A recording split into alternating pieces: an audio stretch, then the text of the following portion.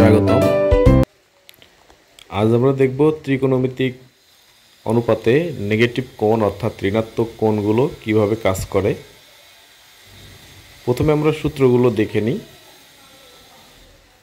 sin minus theta equal minus sine theta, অর্থাৎ sign tan এর বেলায় থিটার ওখানে মাইনাস থাকলে অবশ্যই সেটা সামনে চলে আসবে।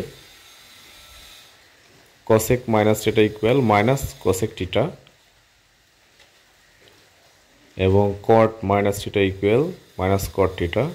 কিন্তু cos এর বেলায় cos মাইনাস থিটা হলে এটা কিন্তু অটোমেটিকই প্লাস হয়ে যাবে, এবং sec এর বেলাও তাই, কারণ cos এবং sec পরস্পর উল্টা। cos মাইনাস থিটা সমান সমান মাইনাস cos থিটা না হয়ে প্লাস cos থিটা হবে, এবং sec মাইনাস থিটা সমান সমান sec থিটা হবে। এই দুটো পজিটিভ আর বাকিগুলো নেগেটিভই থাকবে, সামনে নেগেটিভ চিহ্নটা চলে যাবে। তো আমরা এখন কতগুলো উদাহরণ দেখি। যেমন যদি tan মাইনাস 30 ডিগ্রি থাকে তাহলে মাইনাস tan 30 ডিগ্রি, অর্থাৎ tan 30 ডিগ্রির মান হচ্ছে 1/√3, অর্থাৎ আমাদের অ্যান্সার হচ্ছে minus 1/√3।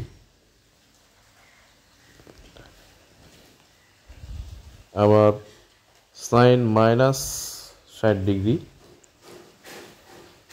Equal minus sine 60 degree, অর্থাৎ মাইনাস 3/√3/2।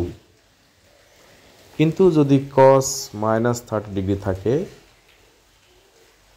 তাহলে cos 30 ডিগ্রি অর্থাৎ প্লাস হয়ে যাবে √3/2। cos 30 ডিগ্রির মান হচ্ছে √3/2, এখানে মাইনাস থাকলেও প্লাস হয়ে যাবে। অনুরূপভাবে যদি আমরা sec মাইনাস থিটা অর্থাৎ sec মাইনাস 60 লিখি তাহলে এটা কিন্তু পজিটিভ হয়ে যাবে sec এবং cos এর ক্ষেত্রে। sec 60 এর মান হচ্ছে 2 ইত্যাদি আমরা দেখতে পাই। ধন্যবাদ।